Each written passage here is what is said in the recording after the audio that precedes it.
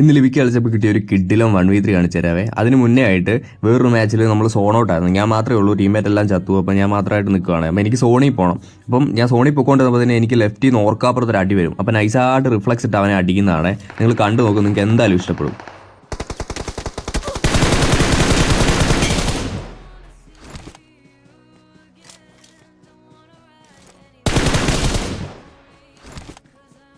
ആദ്യത്തെ റിഫ്ലക്സ് എങ്ങനെ ഉണ്ടായിരുന്നു? ഇഷ്ടപ്പെട്ടില്ലേ? ഇഷ്ടപ്പെട്ട എന്തായാലും അറിയാതെ മറക്കാതെ ചാനൽ സബ് ചെയ്ത് വെച്ചേക്കണം. കാരണം നമ്മൾ റോഡ് ടു 3K സബ്സ്ക്രൈബേഴ്സ് ആണ്.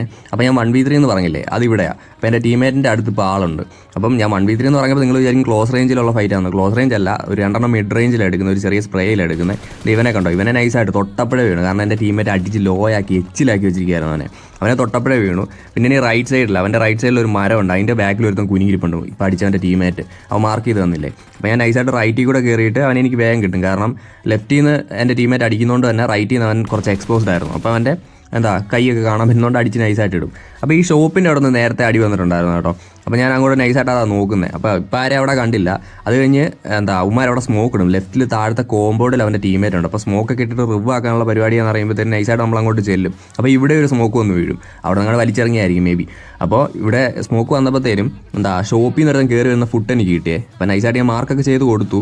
എന്നിട്ട് ഈ സ്മോക്കിലോട്ട് റാൻഡം ഫയർ ചെയ്തു, ഇനി വല്ലവനും കയറി വന്നിട്ടുണ്ടോ എന്ന് അറിയാനായിട്ട്. അപ്പോഴത്തേനും മറ്റവൻ ഇങ്ങോട്ട് കയറി എന്നെ അങ്ങ് ചാമ്പാൻ വന്നു. അപ്പോൾ അവനെ നൈസായിട്ട് അങ്ങ് അടിച്ചിടും. ഇവരുടെ ടീമാണോ അതോ വേറെ ടീമാണോ എന്ന് അറിയത്തില്ല.